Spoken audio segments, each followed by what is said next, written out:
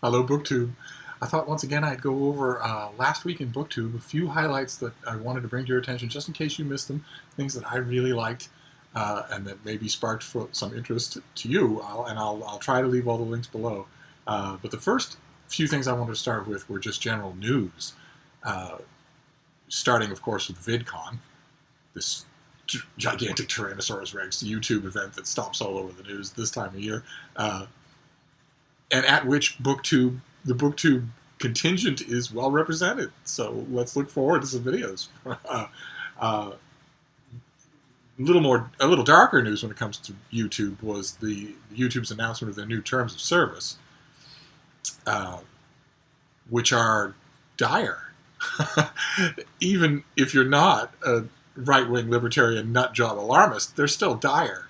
If you put a rule forward that says that your video is in violation of terms of service and can be flagged or removed if you say something mean about somebody, then I don't know where you are. The heart of Soviet Russia, I would assume. That's insanely, autocratically awful as a ruling, and yet that is the ruling. So if I were to say, for instance, the novels of Jonathan Franzen are pure crap, and he were to see that and his feelings were to be hurt, he could ask for it to be pulled down, and according to YouTube's new rules, it could be pulled down. When, according to every tenet of free speech that goes back 500 years, you should look them over yourself, maybe see, there have been a lot of YouTube reaction videos to them, especially a lot of the parody channels, which is, it's their lifeblood and it kills them. You just look at the videos and see for yourself. In fact, make a video about it. That's what I love to watch. And the third general thing is more specific. It deals with me. At some point during last week, my channel hit 1,200 subscribers, which is nothing that I take for granted at all. It's amazing. I'm still, of course, hip deep in doing my 1,000 subscriber maniac giveaway, but I wanted to celebrate anyway, and I thought, maybe a Q&A? I find it hard to believe that the rest of you would have any questions for me, considering how much I talk about myself. Surely there's nothing left that you could ask, but if you have questions and you want to do that, I would be happy to do a Q&A to celebrate 1,200 subscribers. That would be great. Just let me know in the comments field. But anyway, on to the specifics. First thing was the two young ladies at Sufficient 7 did a review of Court of Mist and Fury, and I read the book and thought it was garbage, but their review was wonderful, and also their channel is wonderful. It's a theme that runs throughout this episode of Last Week in BookTube, is that these people, a lot of the people I'm going to mention, simply don't have enough subscribers, and that's not good. They should. And the Sufficient 7 is definitely a case in point. The Bookseller Ravings did a 60-second review of The Girl of Ink and Stars, which I have not read, but the review horrified me anyway, because it's yet another example of this 60-second review business. So, I think you might remember last week, the last episode of Last Week in BookTube, I mentioned that Arthur at Chapter Select did the same thing with a stopwatch. I'm not sure I want this to become common. I am a bloviating old dinosaur. I can barely say my name in 60 seconds. But his review did make me even more curious as to what I could do in 60 seconds. I might actually try it and just use an egg timer, so I don't have the technical ability to put a clock on the screen. In terms of reviews, I have a few review videos I just want to mention. FinalBlowJoe did one for Peter Hamilton's The Void trilogy, an excellent trilogy, and he did an excellent discussion of it. Let's see here. Jess from RebelReads and Camille from WhatKamilReads, both going on holiday, and both did videos about which books they will pick to take on vacation. It made me a little wistful. I don't go anywhere anymore, of course. I have two rickety old senior citizens to take care of, and they need me pretty much all the time, so I don't go anywhere anymore. All the traveling that I did is over for now. But I remember what it was like to stare at your bookshelves and try and pick the books that you will take with you. And I loved it. I hated it, but I loved it. So it was great to see those videos. Chris at the Reading Rhodes did a video that was perhaps the greatest demonstration of what it means to be a hopeless bookworm that could ever be put on film. He did a video, I still can't believe it, on his honeymoon TBR. He's getting married, and he made a video about the books he'll be reading on his honeymoon. Oh, we're not a sane group of people. Let's move on. The Garden of Readin was, I tempted to mention her every week just because I absolutely love that channel title. She did a video that was really interesting on why Shakespeare is relevant. It's, for 500 years, no one would have needed to ask that question. Now, all of a sudden, it is a question that can be asked, and she does a really good job of it. And while we're on the subject of Tudor England, EpicReads, the crew at EpicReads did a hilarious video on, what was it called? How to Win at Being a Woman in Tudor England. They were all holding, in the video, they're all holding copies of a weird YA historical novel that I highly recommend. Go and see the video and then order the book, because I'm glad they liked it. I'm glad they gave it the spotlight that it deserved. But their video in itself, just historically speaking, was hilarious and unfortunately bitterly accurate. BigHairedBookworm, another booktuber that deserves a huge number of subscribers. She did a mid-year highlights type review thing for 2016 so far. It was another little kick in the pants for me to sort of do one myself. The more I think about it, the more I think it's a good idea. I just haven't figured out logistically how to do it yet. But I will. I will come up with a way. It will be soon. It'll be this week, I'm sure, before June is over. Let's see here. Dinosaur in the Library reviewed Russ Franklin's The Cosmic Hotel. It was a very good review, but also hers is a very good channel. I want these people to have more subscribers. I urge you all to go and see and subscribe if you like what you see. SavidgeReads did the book name tag, and it was a lot of fun. It's always fun to see him rummage through his books. The only problem with it was that it broke one of the 3 rules of BookTube that I thought we were all clear on.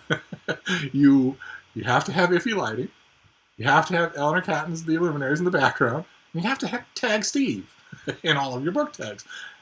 But we'll let it go this time.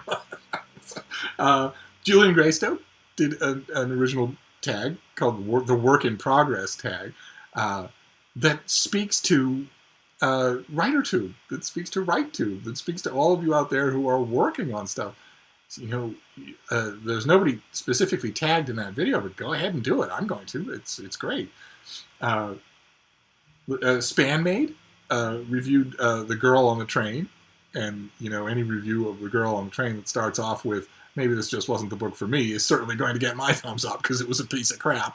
But again, her channel ought to be better known. It's insane that she could be so good and, at the end of a day have 15 views on her latest video. That's crazy. So I will put all the links here. They definitely double as recommendations, as BookTuber shoutouts.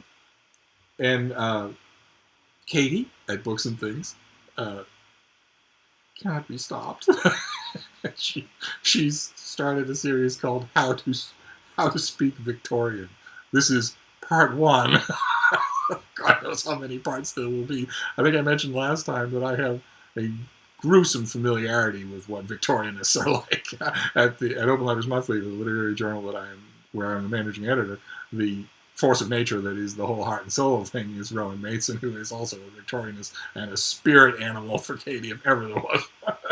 But the video was wonderful. That's the thing about these Victorianists. They might be have too many bees in their bonnet, if you know what I mean, but they're the smartest readers in the world. So, and the video is great. So, if you're thinking about dipping your toe in the world of Victorian literature, go and watch her videos. It's a good place to start. Also, Rowan's blog, Novel Readings. I'll leave the link to it below. And, as I hate to give it to them, there is a strong chance that the Victorians were just simply better at literature than the modern era. I hate to say it. Maybe I'll do a whole video on it, but it's not an argument you can dismiss, that's for sure. And then the guys at Strip Cover Lit did Somewhere Out There in BookTube land, Olive from A Book Olive, when their video dropped, when the guy's video dropped, they did a review of Tolstoy's The Death of Ivan Ilyich. And all through the review, they were doing their very best Midwestern attempt at the Russian names. And all through the review, I kept picturing somewhere out there in BookTube land, Olive from A Book Olive going, ugh, what was that pain in my side every time they hit a Russian name and just massacred? But it was a fantastic at-length discussion of the story anyway. So, I urge you to go and see it. It's really, really good. And also read the story. It's possible to watch their video and come away thinking, well, that was a great discussion, but from the discussion, I don't think I want to read the story. But you should. It's elemental. It's difficult, but it's elemental. And the last thing I want to mention is someone that I mentioned last time, Francina Simone, did a video, a great, fantastic video that was called Because of All the YA Haters.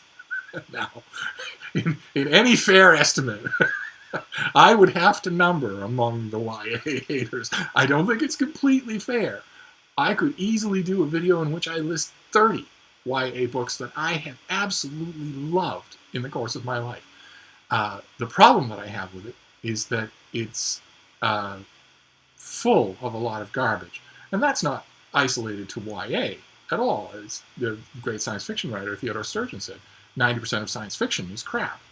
And then he went on to specify, to broaden that, say, but then again, 90% of everything is crap. And the thing he didn't say, but he could have, is that 90% of what he wrote was crap. And her video is a passionate, personal defense of the potential of YA and her interaction with it as a young reader and a growing reader, and her dedication to write it to the very best standard that it can possibly be held to. And God help us if anybody can do it. But her video made me realize that I can, all of us can be a little too quick to knee-jerk dismiss any genre because of all the bad examples. So maybe I should make a video in which I give a YA starter kit of my own. I'm no expert, but just to get me thinking about all the YA I've read that I've really liked. It's not quite the completely contemptible genre that I often characterize it as here.